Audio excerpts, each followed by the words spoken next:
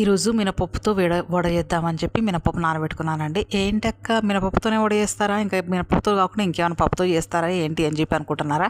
అవునండి, చేస్తారు. నేనైతే జొన్నలతో కూడా చేస్తాను. జొన్నలు మినపప్పు కలిపి చేస్తా వడ సూపర్గా ఉంటుంది.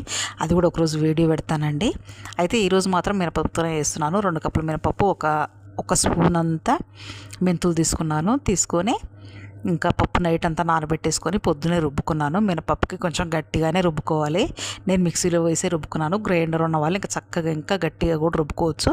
నేను మిక్సీలో వేసి మంచిగా గట్టిగానే రుబ్బుకున్నాను. లూజ్ అయిపోయింది అనుకో అసలు రాదు సరిగ్గా వడ రాదు. ఇంకోటి నూనె ఎక్కువ పీల్చేస్తుంది అనమాట. ఇంకా మనం తిన్న ఫీలింగ్ ఎట్లా ఉంటుంది అంటే మొత్తం నూనెలో ముంచుకొని తిన్నట్టు ఉంటుంది అనమాట.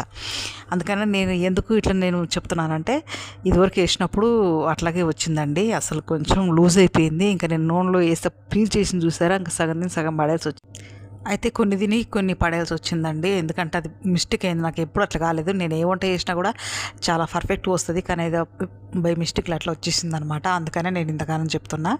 అయితే గట్టిగానే రుబ్బుకొని వడేసుకోవాలండి. ఇంకా నేను వడపిండి చక్కగా గట్టిగా రుబ్బుకొని దాంట్లో పచ్చిమిరకాయలు, ఉల్లిపాయ ముక్కలు, జీలకర్ర, కొత్తిమీర ఇవన్నీ వేసి కొంచెం చక్కగా కలుపుకొని డీప్ ఫ్రై కోసం ఆయిల్ పెట్టుకొని ఇంకా చేతితోటి అట్లా వేసేసుకున్నానండి. చాలా సూపర్గా వచ్చినాయి. దీని కాంబినేషన్గా నేను పల్లి చట్నీ వేసుకున్నాను. చాలా బాగా వచ్చినాయండి వడలు. అయితే టేస్ట్ సూపర్గా ఉన్నాయి. కావాలంటే నచ్చితే చేసుకోండి, లైక్ చేయండి, సబ్స్క్రైబ్ చేసుకోండి. ఓకే మరి బాయ్.